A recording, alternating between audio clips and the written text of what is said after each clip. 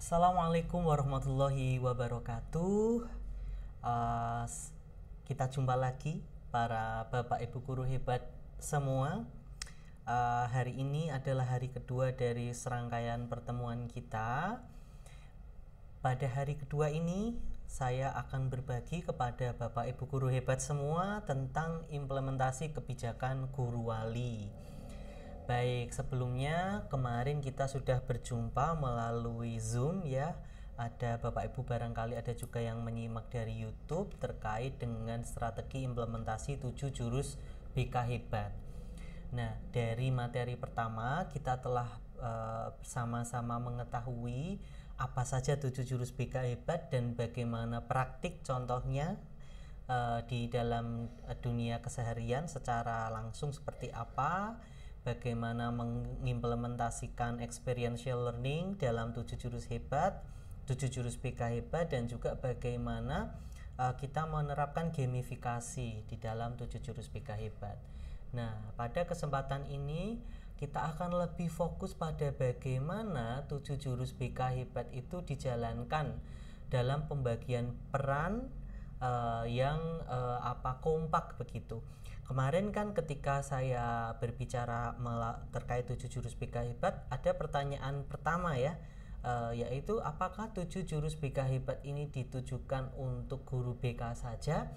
Kita sepakat waktu itu menjawab bahwa tidak ya, 7 jurus BK hebat justru ditujukan untuk semua guru, baik itu guru kelas, wali kelas, guru mapel ya, dan juga guru BK itu sendiri, karena memang tuntutannya saat ini diharapkan guru itu bisa hadir secara personal, memberikan sentuhan-sentuhan personal dan bekerja sama, berkolaborasi untuk perkembangan peserta didik kita.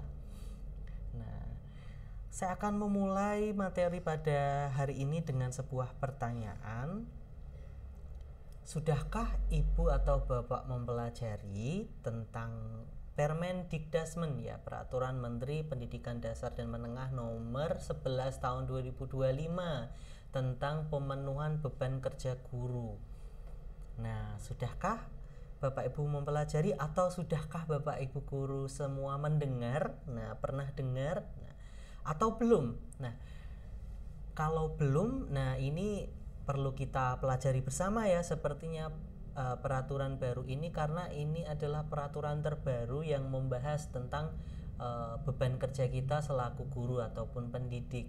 Nah, dari sana kita akan tahu banyak hal. Nah, diantaranya adalah yang terbaru dan yang baru hot-hotnya ya, fresh from the oven, adalah tentang guru wali. Nah, jadi berdasarkan Permendikdasmen nomor 11 tahun 2025 ini terdapat terminologi baru, tugas pokok baru nih bagi kita selaku guru, yaitu adalah guru wali. Nah, tugas ini diberikan kepada guru mapel di jenjang SMP, SMP LP, SMA, SMA LP, dan juga SMK serta SMK LP. Jadi khusus untuk jenjang SMP sampai dengan SMA SMK dan pendidikan luar biasa itu kita akan ada tugas pokok baru yang bernama guru wali. Nah, seperti apakah guru wali itu? Kebijakannya seperti apa? Mari kita kupas secara umum melalui pembahasan hari ini ya, Bapak Ibu guru. Nah, pertama kita kenali dulu apa itu kebijakan guru wali. Nah, guru wali itu sebetulnya adalah guru mata pelajaran yang diberikan tugas untuk melaksanakan pendampingan terhadap murid secara akademik, pengembangan kompetensi keterampilan, dan juga karakternya. Jadi guru wali itu guru mapel sebetulnya ya.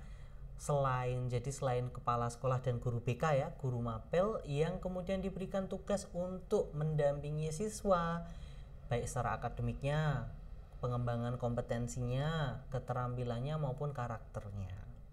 Nah, jadi guru wali itu perlu kami tekankan, kami informasikan bahwa guru wali itu bukanlah guru wali kelas ataupun guru bimbingan konseling ya. Jadi berbeda dengan guru wali kelas atau guru ketika menjalankan tugas fungsi sebagai wali kelas ataupun guru bimbingan konseling, melainkan dia punya peran khusus yang fokus pada pendampingan jangka panjang secara holistik untuk murid. Nah, ini dasarnya kalau Bapak Ibu guru ingin mempelajari secara lebih rinci, ini Bapak Ibu bisa membuka kembali Permendikdasmen ya, nomor 11 tahun 2025, terutama pasal 9 ayat 2, 3 dan 4. Di sana dijelaskan terkait dengan kedudukannya guru wali itu seperti apa. Baik. Kemudian tugas dan tanggung jawab guru wali itu bagaimana sih? Nah, ada beberapa hal yang menjadi tugas dari guru wali. Ingat bahwa Bapak Ibu guru di jenjang SMP, SMA, SMK dan pendidikan luar biasa, bahwa guru wali dalam hal ini guru mapel nantinya punya tugas pokok jadi guru wali. Artinya ini bukan tugas yang sifatnya itu tambahan ya, melainkan di dalam permen itu disebut sebagai tugas pokok. Artinya mau tidak mau ya, semua guru mapel nantinya akan menjadi guru wali. Nah, jadi tidak ada guru mapel yang nantinya tidak menjadi guru wali. Nah, untuk itu kita penting tahu tugas-tugasnya itu apa saja. Pertama adalah dari sisi pendampingan akademiknya. Guru wali ini punya tanggung jawab untuk memonitor, memantau, memberikan dukungan terkait perkembangan akademik murid ya. Seperti misalnya memastikan agar murid itu bisa paham materi, kemudian mencapai target pembelajaran, dan selain itu adalah kita juga tahu bahwa ada di antara peserta didik atau murid kita itu yang mengalami kesulitan belajar. Jadi harapannya guru wali bisa hadir di sana untuk membantu mendampingi mengatasi kesulitan belajar yang dialami atau memastikan bagaimana anak bisa belajar sesuai dengan kebutuhannya bagi yang mengalami kesulitan belajar. Nah, kemudian ini dari aspek akademik seperti itu. Kemudian dari aspek pengembangan kompetensi, guru wali diharapkan ini membantu murid mengembangkan kompetensi yang itu relevan ya dengan kurikulum yang ada. Misalkan kemampuan berpikir kritis, bagaimana problem solving anak, kemudian keterampilan spesifik sesuai dengan jenjang pendidikannya. Nah, kemudian ada pengembangan keterampilan. Nah, pengembangan keterampilan ini mencakup keterampilan praktis dan teknis ya, terutama ini di jenjang SMK ya. Karena SMK itu sifatnya vokasional ya, anak akan lebih banyak materi terkait dengan keterampilan-keterampilan praktis dan teknis. Nah, diharapkan guru wali itu bisa memberikan atau mendampingi pengembangan keterampilan teknis itu. Nah, kemudian yang poin keempat dan juga mungkin yang salah satu yang paling penting menurut saya secara pribadi adalah bagaimana guru wali bisa mengembangkan karakter ya, mengembangkan karakter murid. Jadi nilai-nilai positif yang ingin kita bentuk pada anak ya, integritas, kejujuran, kerjasama, semua hal positif dari pengembangan karakter itu harapannya guru wali menjadi orang pertama dan yang utama yang mendampingi siswa untuk perkembangan karakternya secara lebih baik. Jadi tugas dan tanggung jawabnya ini ada 4, saya ulangi lagi ya: pendampingan akademik, pengembangan kompetensi, pengembangan keterampilan, dan juga untuk pengembangan karakter murid. Nah, jadi ini tugas pokok baru kita untuk semua guru mapel di jenjang SMP, SMA, SMK, SMPLP, SMALP, dan SMK luar biasa. Nah, kemudian Bapak Ibu guru hebat semua, jangka waktunya seperti apa? Apakah guru wali itu seperti wali kelas setiap tahun mungkin bisa saja berganti? Jawabannya adalah tidak. Guru wali itu pendampingannya bersifat berkelanjutan dari awal murid masuk ya, melalui SPMB terdaftar di satuan pendidikan kita hingga anak ini lulus paripurna menyelesaikan studinya di satuan pendidikan. Nah, jadi itu tanggung jawab guru wali itu berat, atau dalam bahasa lain mungkin bukan berat ya, menantang ya. Menantang karena kita harus bisa menggunakan jurus ya BK hebat yang paling utama, yaitu adalah jalin koneksi ya. Ingat, koneksi sebelum mengoreksi ya. Jadi guru wali itu harapannya menjadi orang yang paling terkoneksi dengan murid yang menjadi yang kita dampingi gitu. Nah, jadi kalau ada sesuatu hal dia ingin curhat, dia ada permasalahan keluarga, permasalahan akademik, permasalahan dengan temannya, permasalahan dengan dirinya sendiri, kepada siapakah siswa ini mengadu? Jawaban utama yang diharapkan dari permen ini adalah kepada guru walinya. Jadi diharapkan guru wali ini, karena pendampingannya itu berkelanjutan dari awal anak masuk di satuan pendidikan hingga lulus, harapannya guru wali inilah yang paling dekat, paling akrab, paling menyentuh hati anak, sehingga ketika ada masalah, murid ini kemudian menghubungi guru walinya dan mempercayakan ya kisah-kisah hidupnya ya, kesulitannya untuk didampingi oleh guru walinya. Nah, ini yang penting. Berarti 7 jurus BK hebat kita kemarin itu sangat relevan untuk tugas sebagai guru wali, karena tadi guru wali harus tahu berbagai hal ya, dari nanti saya akan jelaskan secara lebih rinci ya, apa-apa saja sebetulnya yang bisa guru wali berperan begitu, dan hubungannya dengan peran-peran lainnya dari guru BK dan wali kelas. Nah, kemudian pertanyaan yang menarik, apakah guru wali dan wali kelas itu berbeda? Jawabannya adalah iya.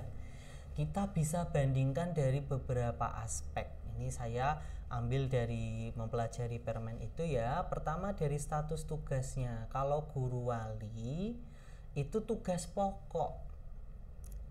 Nah, guru wali itu tugas pokok. Artinya semua guru mata pelajaran nanti punya tugas menjadi guru wali. Nah, sedangkan wali kelas itu sifatnya tugas tambahan. Nah, ini mungkin yang perlu kita cermati ya, guru wali itu tugas pokok, sedangkan wali kelas itu tugas tambahan.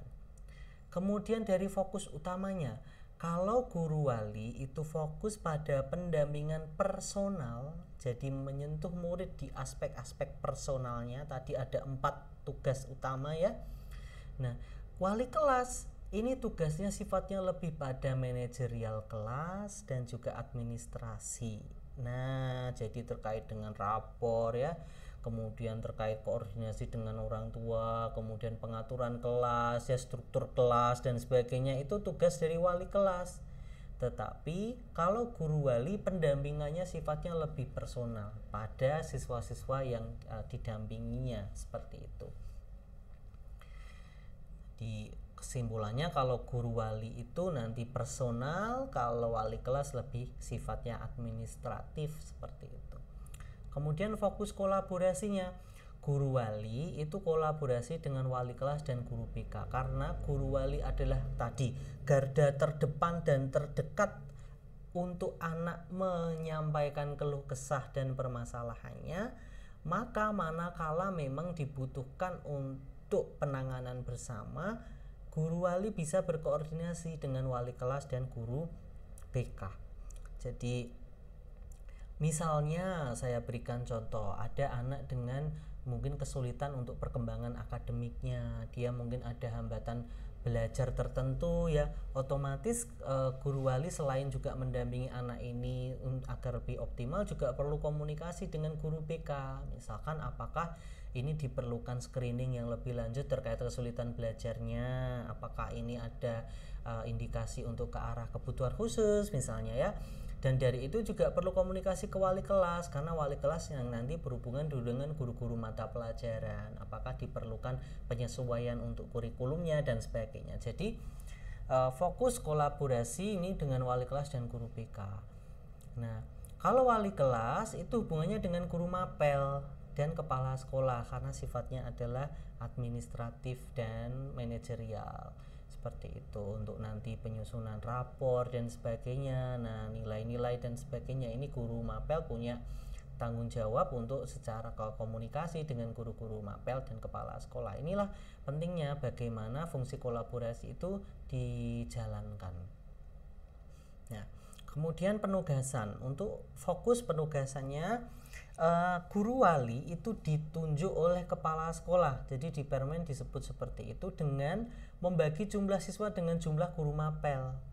Jadi jumlah siswa di satuan pendidikan kita itu berapa, jumlah guru mapel ya, kecuali kepala sekolah dan guru BK itu berapa. Nah, dibagilah itu. Nah, nanti dapat proporsi. Guru wali A, misalkan guru wali A mendapatkan murid walinya itu sekian siswa. Nah, jadi tunjuk berdasarkan penugasan sekolah, kepala sekolah, yang kemudian cara penentuannya adalah dengan membagi jumlah siswa dengan guru mapelnya. Ini karena memang tadi sudah saya jelaskan, guru wali itu nanti sifatnya adalah tugas pokok. Jadi guru mapel itu memang semuanya nanti menjadi guru wali. Nah, sedangkan wali kelas ini ditugaskan berdasarkan struktur organisasi kelas.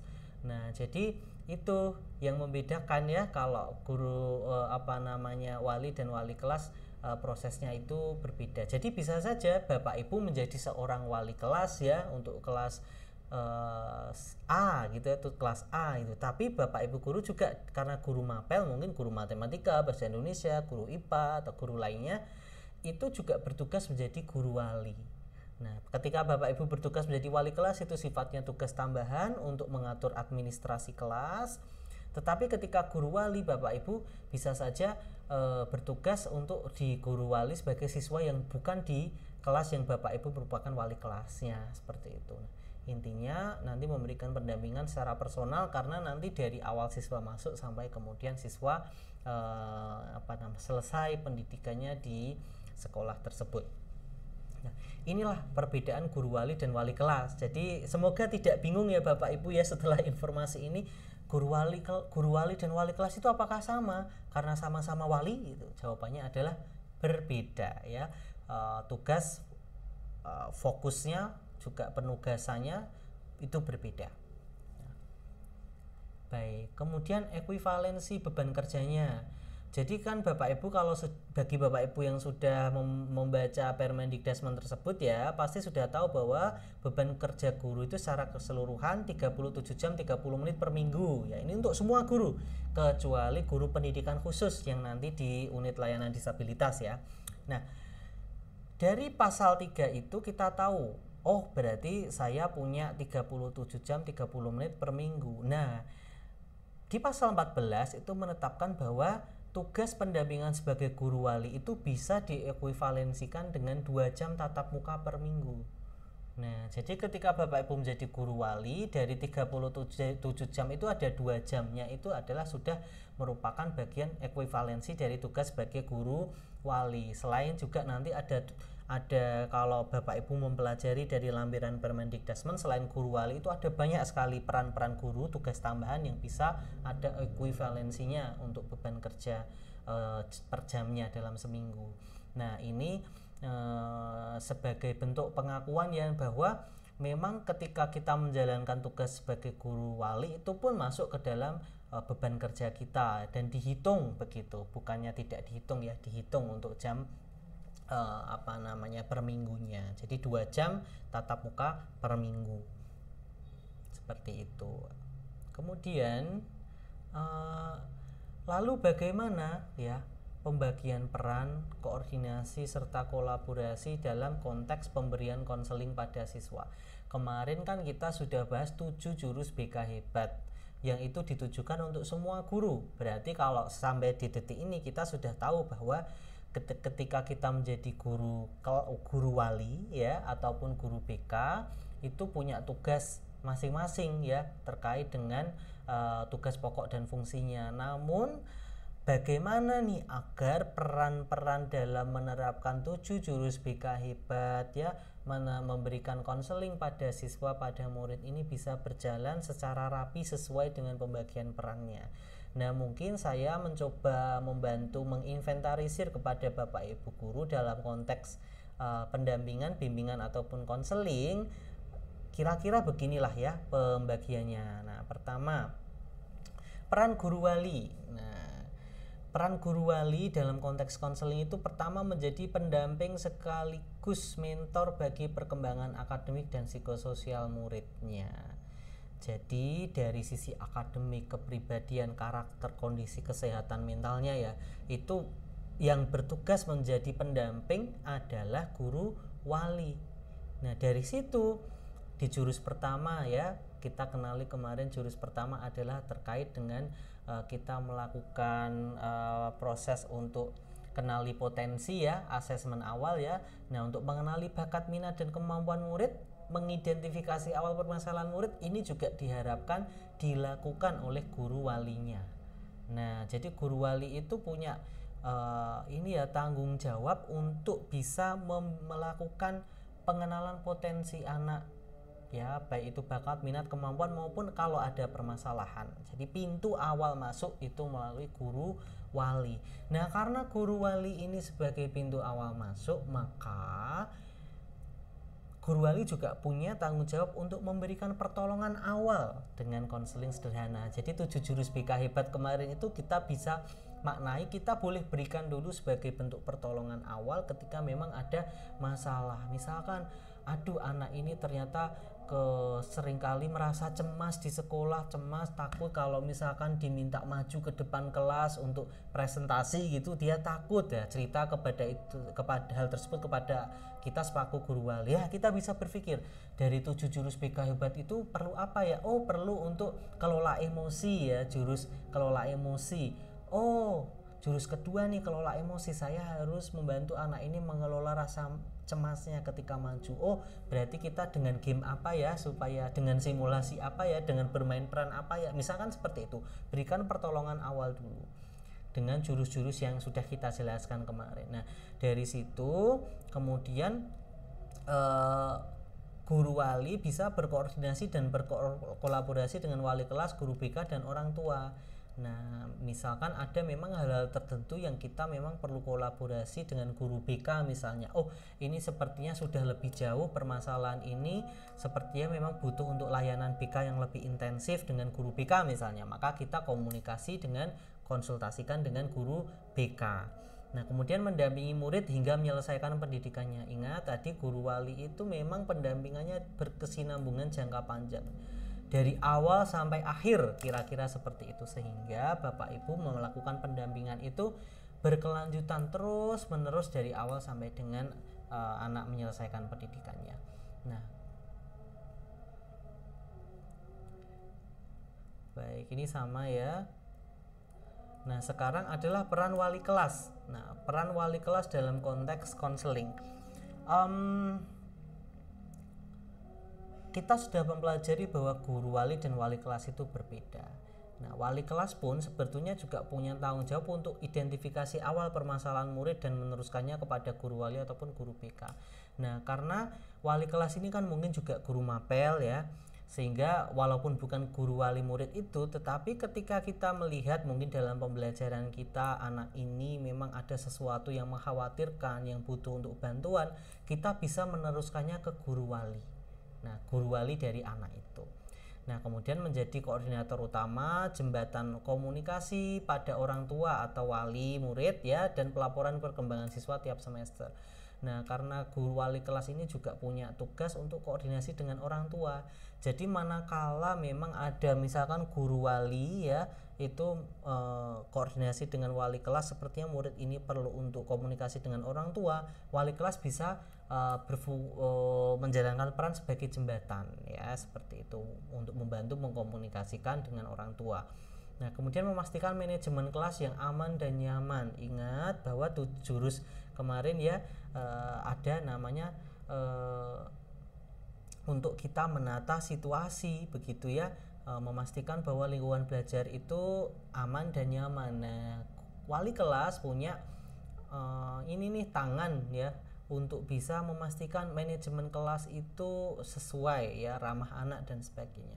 Kemudian menjabatani komunikasi guru mapel manakala dibutuhkan, adaptasi pembelajaran bagi murid yang membutuhkan. Nah jadi misalkan ada dari koordinasi dengan guru wali ya, ini anak ini ada kesulitan pembelajaran nih, Nah, guru mapel bisa membantu komunikasi dengan wali kelas bisa membantu komunikasi dengan guru mapel agar mungkin ada adaptasi di pembelajaran untuk anak tersebut. Nah, inilah peran dari wali kelas. Nah, kemudian peran guru BK. Kalau guru BK itu tetaplah menurut saya adalah garda yang paling utama dalam layanan bimbingan dan konseling pada murid di sekolah. Nah, jadi di Permen itu juga diatur guru BK itu proporsinya seperti apa. Sepertinya kalau saya tidak salah baca, mungkin bisa dikonfirmasi lagi ya dengan membaca Permen itu, guru BK itu minimal 5 rombel ya. 5 rombel untuk proporsinya. Nah, garda utama tetap layanan BK itu ada di guru bimbingan dan konseling. Jadi guru BK punya tools, punya instrumen-instrumen kan mungkin untuk melaksanakan asesmen psikososial pada murid sesuai dengan kompetensinya. Jadi kalau guru wali kelas itu sifatnya asesmen awal, deteksi dini, tetapi untuk memastikan apakah ada memang secara psikososial ataupun akademik anak ini memiliki hambatan, itu bisa dibantu oleh guru bimbingan dan konseling. Nah, kemudian melakukan intervensi lanjutan terkait permasalahan murid, memberikan layanan BK ya, konseling baik secara klasikal maupun individual. Nah, saya sebetulnya tim yang selalu menekankan guru BK bahwa ketika melakukan konseling betul lakukan sesuai dengan SOP konseling.